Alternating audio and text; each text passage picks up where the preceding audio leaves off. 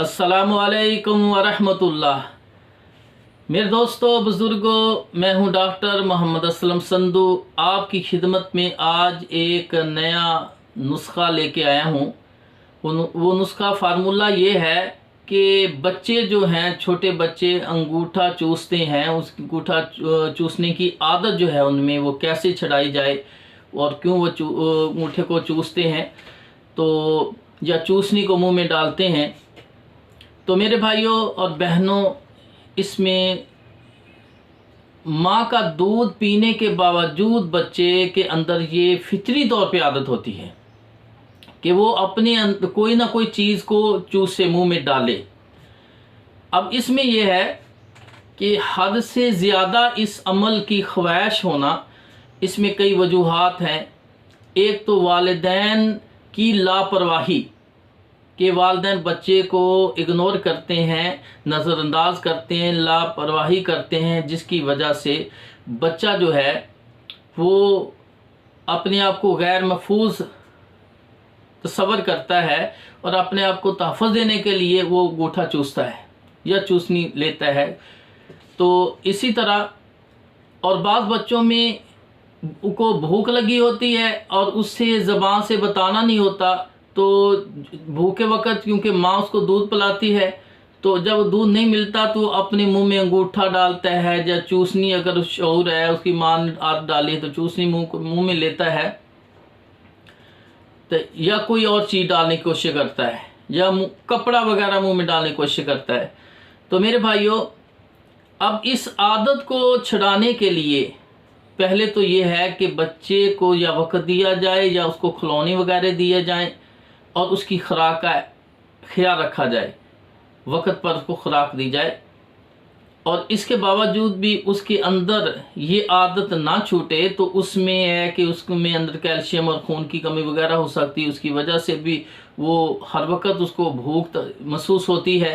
तो उसके बारे में, उसके मतलब तो हम एक आपको फार्मूला नुस्खा बताएंगे।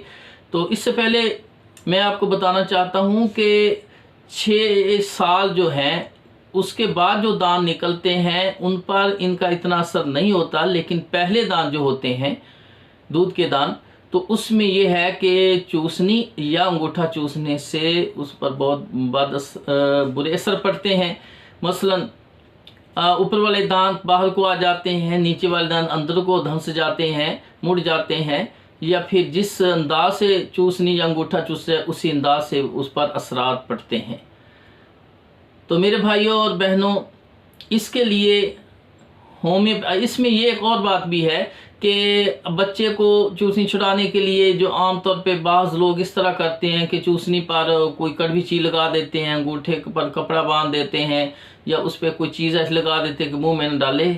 इससे बच्चा ज़िद्दी हो जाता है और ज़िद की आदत बड़ी देर तक रहती है, और ज़िद की वजह से बच्चा ज़्यादा अंगूठा चूसता है और चूसनी वगैरह लेता है। तो ये तरीक़ाकार ठीक नहीं है। उसको वक़्त देना चाहिए या खिलौने वगैरह देना चाहिए, उसको मसरूफ़ रखना चाहिए, उसको खुराक बर वक़्त देनी चाहिए। तो इसमें होम्योपैथिक मेडिसिन जो है इसमें बहुत ही अच्छा किरदार है कि बच्चे की इस आदत को छुड़ाने में। इसमें नेट्रम म्यूर है और कैलकेरिया फास 2 मेडिसिन है।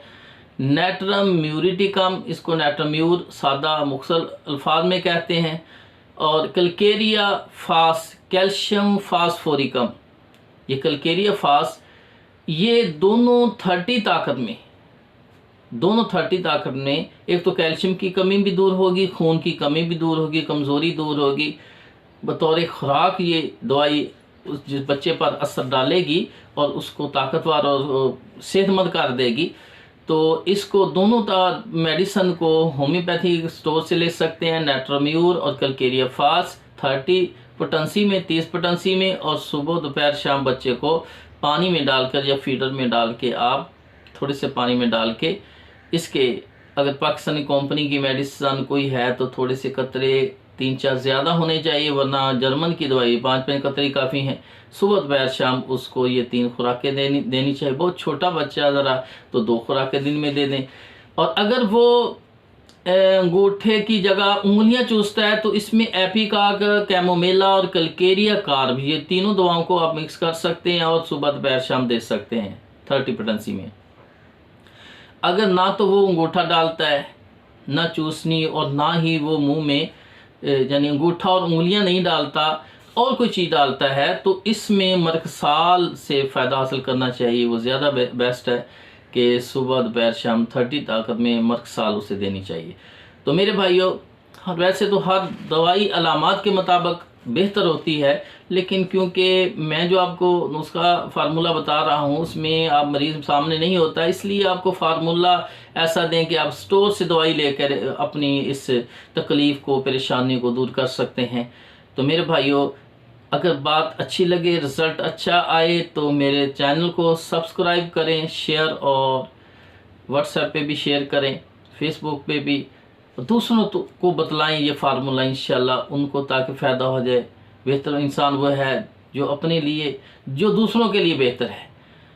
और हदीस के मुताबिक है कि जो अगर आप किसी को फ़ायदा पहुंचा सकते हैं तो ज़रूर अपने भाई को फ़ायदा पहुंचाएं। इंशाल्लाह ये आपको भी इसका अजर मिलेगा, मुझे मिलेगा। वस्सलाम।